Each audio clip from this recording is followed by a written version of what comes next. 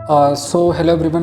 मैं बोला फॉर्मेलिटी काय को कर रहे हो? तो क्या करना है? एकदम बिंदास से चालू करो ऐसा। ये क्या भाई? चलो हाँ भाई पूछो। क्या? हाँ, जो हेलो एवरीवन से कहाँ शुरू किया? वो क्लैप भी नहीं करना था। बोलो यार ये तो मुगल सम्राट की तरह बोल रहे हैं। बोलो बोलो।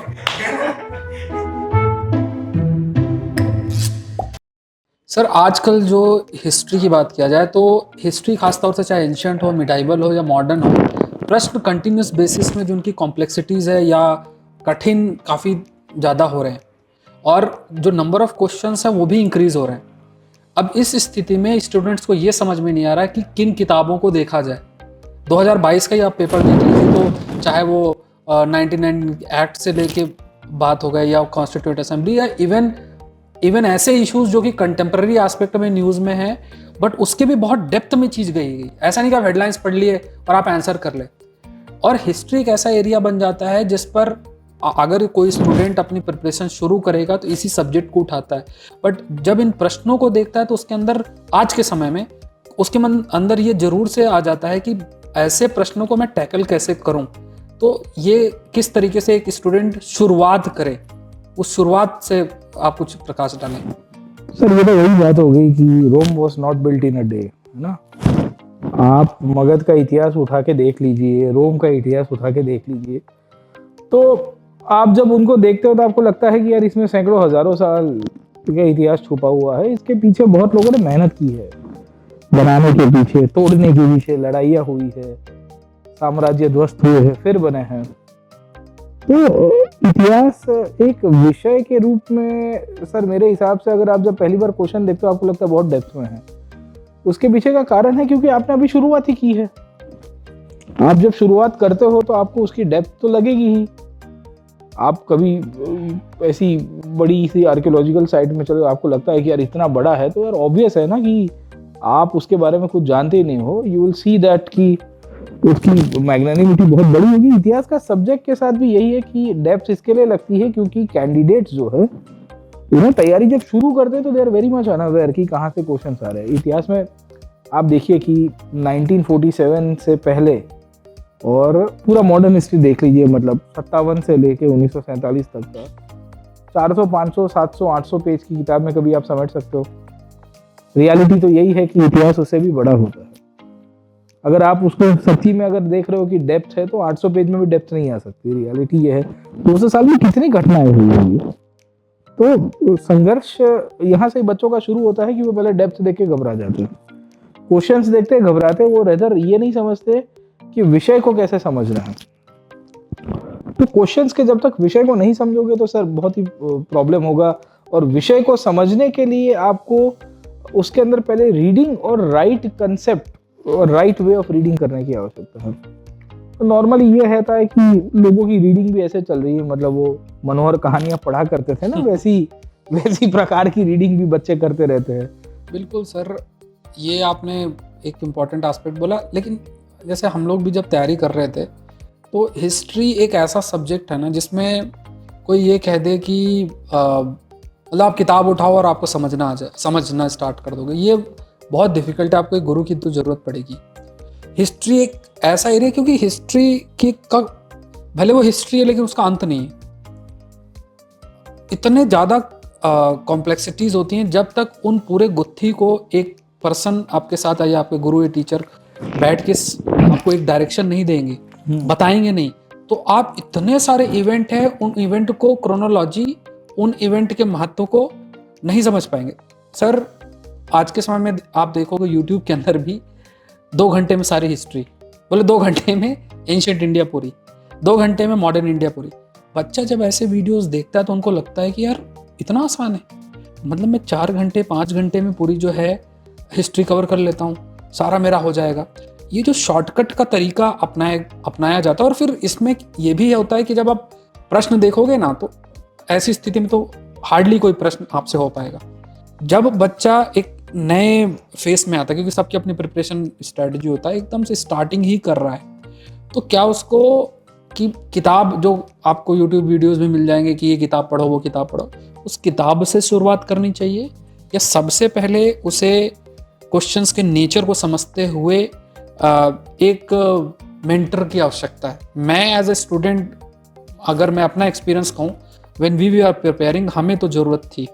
हिस्ट्री एक ऐसा एरिया है जिसको आप खुद से तो नहीं कर सकते, प्रोवाइडेड आपने कोई बैकग्राउंड है या आपने कोई बीए में कुछ किया है, वो एक अलग बात है। बट हिस्ट्री को अंडरस्टैंड करने के लिए आपको एक रास्ता दिखाने वाला पर्सन की जरूरत पड़ेगी। तो ये दो डिलेमा पर आप थोड़ा सा बताएं। दो तीन चीज़ें हैं। सेल्फ स्टडी से भी आप शुरू कर सकते हैं, मुझे दिक्कत उसमें है नहीं। प्रॉब्लम ये है कि अप्रोच कौन सा लेंगे आपको। क्यों? अब बच्चा जब सेल्फ स्टडी कर रहा होता है तो उसका एक ब्लैंक माइंड के साथ आता है, उसको लग रहा है मैंने जो स्कूल में इतिहास पढ़ा है वही इतिहास मुझे यहाँ पे पढ़ना है। अब स्कूल में तारीखें याद रखी जाती थी रट्टा मार के, इधर उधर का करके। फिर इतिहास यूपीएससी में जो पूछा जा रहा है वो डेट सेंट्रिक, चलो होगा, एक दो तीन प्रश्न आ भी जाते होंगे, पर इसमें कंसेप्ट का बहुत ही इंपॉर्टेंस है, थीम का बहुत ही इंपॉर्टेंस है। अब जैसे आप क्वेश्चंस पढ़ के देखना शुरू करोगे तो आपको एक आइडिया लगेगा कि कौन से डायरेक्शन में आपको पढ़ाई करनी है। नॉर्मली प्रॉब्लम ये हो रहा है आजकल कि बच्चे क्वेश्चंस देख के घबरा जाते हैं, वेरस उनको घबराना नहीं है, क्योंकि पहली बार में तो आप जब बैट उठाते हो तो सॉरी पहले बॉल पे 6 मार दोगे। तो हिस्ट्री में भी क्वेश्चन आप पहली बार देखोगे, यूपीएससी का भी क्वेश्चन पहली बार देखोगे, तो इट्स नॉट लाइक कि आपको आना ही है। आपको घबराना उस बात के ऊपर नहीं, आपको ये आइडिया रहना चाहिए कि ये वेवलेंथ के ऊपर मुझे बॉल डाले जा रहे हैं, अब मुझे उसको कैसे डिफेंड करना है, कहाँ बाउंसर आएगा, तो फुल टॉस आएगा। ओके, हिस्ट्री में भी एक आध बॉल बाउंसर जैसा होता है, बाकी 3-4 आपको गुड लेंथ के बॉल भी डाल दिए जाएंगे जहां आप फटका भी मार सकते हो।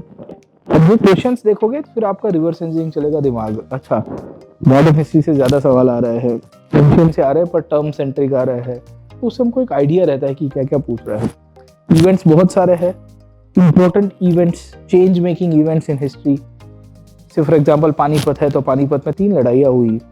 आप देखिए कि यूपीएससी ने एक बार पूछा पानीपत में क्यों 3 लड़ाइयाँ हुई। रियलिटी यह है कि पहली पानीपत की जगह बाबर ने खुद चूज की थी।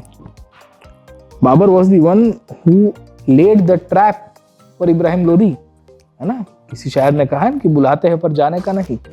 इब्राहिम लोधी को बुलाया गया था, वो नहीं गया होता तो ठीक रहता, बाबर ने उसको फंसा दिया और फिर खुंदेल खुंदेल के मारा उसको। तो मैं ये कहता हूँ कि आप समझिए सवालों को देखिए और बैकवर्ड लिंकेजेस डेवलप करना शुरू करिए। घबराइए मत, यॉर्कर बॉल आएगा, बाउंसर बॉल आएगा, तो आप ये एक ऐसे चक्रव्यूह के अंदर उतर रहे हो जहां ढेर अलग अलग प्रकार के सवाल है। पैनिक नहीं करना है, फोकस करना है और उल्टा करना है। दूसरी बात यह है कि जब वो रीडिंग शुरू करेंगे तो याद रखने के लिए मत पढ़िए इतिहास को। हमारे साथ प्रॉब्लम यह है कि आजकल ये आपने कहा ना कि 2 घंटे में हिस्ट्री, हम फास्ट फूड की जनरेशन है, 30 मिनट में खाना आ जाता है, समझे कि नहीं समझे। आपको ये लगता है कि बटन दबाते ही मेरे घर पे कपड़ों की डिलीवरी हो जाती है, एक बटन दबाए एप्लीकेशन के ऊपर जूता आ जाता है। ये यूपीएससी थोड़ी अलग गेम है। ये ऐसा नहीं है कि एक बार बटन दबाया, आपने कोई वीडियो देख लिया तो आपको 100% सब कुछ याद रह जाएगा। आप समझने के लिए पढ़िए।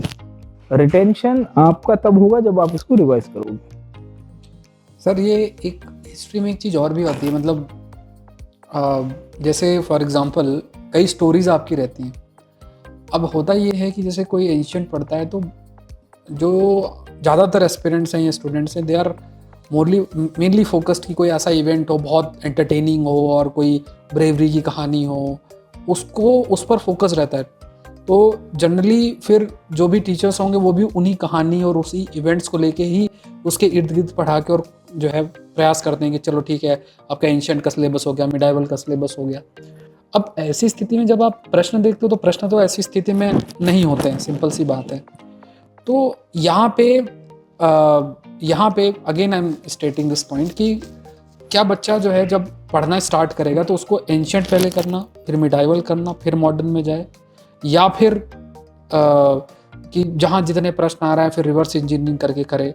ये किस तरीके से देखना चाहिए? नहीं सर, मेरा ये मानना है कि क्वेश्चंस को आप साथ में रखिए, पर टॉपिक सेंट्रिक क्वेश्चंस को साथ में रखिए। से for example for any new student मैं उनको ये कहूँगा कि आप वैसे सब्जेक्ट को चूज करिए जहां आपका इंटरेस्ट डेवलप हो, क्योंकि इंटरेस्ट डेवलप होगा तो आप पढ़ोगे तो आपको क्यूरियोसिटी आएगी, आप उसमें थोड़ा उतरोगे डेप्थ में, फिर क्वेश्चंस की तरफ जाएंगे। मिडिवल और एंशिएंट एक ऐसा टॉपिक है तो थोड़ा कॉम्प्लेक्सिकेटेड है, समझने में भी थोड़ा टाइम लगता है। मॉडर्न इंडिया एक ऐसा है कि जो रिलेवेंट में अभी घटनाएं हुई है, एक समझ हमको ये आती है कि मॉडर्न से पढ़ना शुरू करते हैं तो फायदा उसका प्रीलिम्स और मेंस दोनों एग्जाम में है। पहली बात तो समझ में भी ये पहले आएगा कंपेयर टू एंशिएंट और मिडिवल, क्योंकि मिडिवल में टर्मिनोलॉजी भी पर्शियन हिस्टोग्राफी आती है। तुर्किश इन्वेजन जब हुआ तो भारतीय इतिहास में काफी सारे बदलाव आपको देखने को मिलते हैं, तो वो सब चीजें बहुत ही बदल जाएगी। अब आप पहली बार करोगे तो आप पीवाईक्यू से रिवर्स इंजीनियरिंग नहीं कर सकते। आप जो कह रहे हो कि क्वेश्चंस देख के रिवर्स इंजीनियरिंग करना, वो आपके रिवीजन का अप्रोच हो सकता है, वो आपका सेकंड या थर्ड रीडिंग का अप्रोच हो सकता है कि व्हेन यू गेट टायर्ड कि अब यार मैं पढ़ते पढ़ते मैं थक गया हूँ, मुझे कंटाला आता है वही का वही सेम। तो ये पूरा का पूरा मेरा ये मानना है कि एक फ्रेमवर्क है जो आपको फॉलो करना चाहिए। सामान्य रूप से मॉडर्न से करेंगे तो दिक्कत नहीं है, समझ में ज़्यादा आएगा, जल्दी आएगा। और कोई टीचर के थ्रू करेंगे तो और फायदा ये होगा, क्योंकि जो चीज़ शायद तक आप 2, 3, 4, 5 महीने में करेंगे, मतलब इतना टाइम लग जाता है रिवाइज करते करते आगे पीछे करते, वो टीचर आपको शायद 2 महीने के अंदर करवा के दे देंगे। तो एक शिक्षक के रूप में हमारा ये भी कर्तव्य होता है कि उनको रोक भी दे कि भाई है ना, इससे ज़्यादा मत करना। बिल्कुल सर। अब थोड़ा सा मैं जैसे 2022 में भी प्रश्न आए हुए थे, क्योंकि 2022 के जो प्रश्न हैं वही हमें आगे 2023 में किस तरीके से अप्रोच करें, शायद वो डिफाइन करें या आगे हम कैसे पढ़ें। अब देखिए सर, इसमें प्रश्न आपके 17वीं सेंचुरी से भी इन्होंने पूछा, और जो प्रश्न हैं जैसे इन्होंने लाइक 17वीं सेंचुरी में कहाँ कहाँ फैक्ट्रीज थी, फिर आपका मदनपल्ली करके आंध्र प्रदेश की वो जगह के बारे में पूछा। उसके बाद जैसे इन्होंने प्रश्न आपका कुछ स्टेटमेंट बेस्ड प्रश्न सेंट फ्रांसिस जेवियर, इस पर प्रश्न इन्होंने फ्रेम किया। मोंटागू जो 1919 का रिफॉर्म है, इस पर प्रश्न बनाया इन्होंने। क्विट इंडिया रिजोल्यूशन के बारे में पूछा, और भी कई एस्पेक्ट हैं जैसे सॉन्ग फ्रॉम प्रिजनर्स, इसका ट्रांसलेशन कहाँ इनके द्वारा किया गया, इस टाइप के प्रश्न हैं आपके। तो और भी जैसे आपके हिंदू फीमेल स्कूल, जो कि बैथून फीमेल स्कूल बना, तो ये सारी चीज़ें प्रश्न आपके बन गए। राइट। तो शाहनवाज खान, प्रेम कुमार सहगल, ये सब प्रश्न आपके पूछे गए। और तो क्या सर, जैसे ये पेपर है, इसको देख के वो रास्ता जो उनको बनाना चाहिए, मतलब आज ये प्रश्न पूछा, अगली बार हो सकता है कुछ अलग प्रश्न बन जाए, तो क्या बहुत ज़्यादा डायनेमिज्म है क्या? डायनेमिज्म जैसे अगर आप कई सब्जेक्ट्स में बहुत डायनेमिज्म आपको देखने मिलता है कि यहाँ पे अगर हम राइट वे में चीज़ें पढ़ें तो हम ऐसे प्रश्नों को तो 100% तो नहीं सॉल्व कर सकते उसमें नहीं, लेकिन हाँ 70-80% प्रश्न जो है वो हम एक्यूरेसी के साथ सॉल्व कर सकते हैं। और ये एडवांटेज भी देगा, जहाँ कट ऑफ 87-88 जा रही है, वहाँ पर अगर आप हिस्ट्री के 15 में से अगर आप 8-10 क्वेश्चन सही कर पा रहे हो तो ये बहुत बड़ा एडवांटेज है। मतलब ये आप ये नहीं कह सकते कि ये एडवांटेज नहीं है। तो इस पर आप क्या कहोगे? सर 2-3 चीज़ें हैं। पीवाईक्यू से और पिछले साल के क्वेश्चंस का ट्रेंड देख के समझ में बहुत सारी चीज़ें आएगी कि कहाँ से पूछा जा रहा है। अब उसमें आप देखोगे तो 16 या 20 क्वेश्चन पूछे गए, तो 2-3 क्वेश्चन ऐसे होंगे जो आउट ऑफ द ट्रैक होंगे, और बाकी 15-16 क्वेश्चन ऐसे होंगे जो एकदम स्टैंडर्ड बुक से आपको सॉल्व हो जाएंगे। तमिलनाडु है, स्पेक्ट्रम है, तो बच्चे वो 3 क्वेश्चन जो आउट ऑफ द बॉक्स पूछे ना उसके पीछे दौड़ते हैं। ह्यूमन साइकोलॉजी है एक्चुअली। तो जैसे एक बार गोपाल बाबा वालंकर का सवाल पूछ दिया, लोगों को लगा कि यार ये कहाँ से है, अब मैं इनको ढूंढूंगा कैसे भी करके, और जो बुक में दिया होगा वो कैसे भी करके निकाल के पूरी बुक खत्म करूंगा, rather than reading the standard source जहाँ से 5-6 क्वेश्चन निकल जाते हैं। तो आपको लगेगा कि मुझे कुछ नहीं आ रहा है। अगर आपको नहीं आ रहा, नहीं छोड़ो, सबको नहीं आ रहा है। इट्स नॉट लाइक दैट कि आपको अकेले को नहीं आ रहा है। बिल्कुल सर। सो आप सभी लोग अगर 24 की तैयारी कर रहे हैं, 23 की तैयारी कर रहे हैं, बियॉन्ड की तैयारी कर रहे हैं, तो इस चीज़ को ध्यान में रखना है। कुछ हाँ स्टैंडर्ड बुक्स हैं, तो वो स्टैंडर्ड बुक्स जो हैं, आप सर एक बार स्टैंडर्ड बुक्स आप बताना चाहिए। स्टैंडर्ड बुक्स में तो सर बहुत सारी पब्लिकेशंस अवेलेबल है, जैसे मॉडर्न हिस्ट्री में है, स्पेक्ट्रम है, और भी बहुत सारे पब्लिकेशंस हमको यहाँ से मिलेंगे। आप कोई भी 1-2 स्टैंडर्ड बुक्स को पकड़ लो जो अवेलेबल है मार्केट के अंदर, ठीक है, एंड इसी का ही बेस बनाओ। स्पेक्ट्रम है, एनसीईआरटी है, तमिलनाडु बोर्ड है, इन तीनों को मैं नॉर्मली कहता हूँ कि रेकमेंड करिए। बाकी और भी प्राइवेट पब्लिकेशंस की भी आती है, आप कोई भी एक ले लो, कोई दिक्कत नहीं है, उसके अंदर से आप सॉल्यूशन आपको मिल जाएगा। सो आप सभी लोग अगर प्रिपरेशन कर रहे हैं तो इन बातों को आपको ज़रूर से ध्यान में रखना है। ख़ास तौर से हिस्ट्री की बात करें, जब हिस्ट्री का अप्रोच हम करते हैं, और इन सारी बातों को अगर आप ध्यान करके अगर अपना हिस्ट्री का थोड़ा सा अप्रोच सही रखेंगे तो और जो पॉसिबिलिटी है प्रीलिम्स क्लियर करने की वो भी इंक्रीज होगी, और जो मेंस में भी प्रश्न आ रहे हैं उसको भी आप अच्छा कर पाएंगे। सो सर कुछ कंक्लूडिंग रिमार्क आपके द्वारा?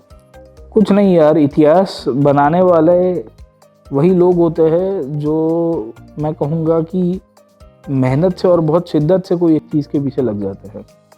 अगर आप यूपीएससी सीएससी के अंदर अपना इतिहास बनाना चाहते हो तो आपको अपनी स्ट्रेटेजी को ट्रस्ट करना पड़ेगा और शिद्दत से उस चीज़ के पीछे लगना है। तो इसी कंक्लूडिंग नोट के ऊपर सर कंक्लूड करते हैं हम। सो आप सभी का धन्यवाद। Thank you very much. जय हिंद। जय हिंद। Unacademy.